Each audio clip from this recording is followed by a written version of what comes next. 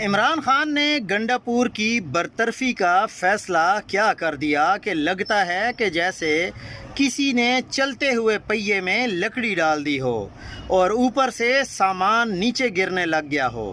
خان کے ایک فیصلے نے صدر، وزیر اعظم، گورنر، کابینہ، بیوروکریسی سب کو ہلا کر رکھ دیا ہے اور سب باجماعت کھڑے ہو کر نئے وزیر اعلیٰ کے خلاف باتیں کرنے لگ گئے ہیں۔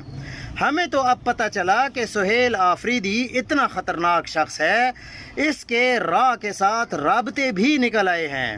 وہ دہشت گرد بھی بن گیا ہے، منشیات فروش بھی بن گیا ہے اور اس کے خلاف اچانک 6 مقدمات بھی بن گئے ہیں۔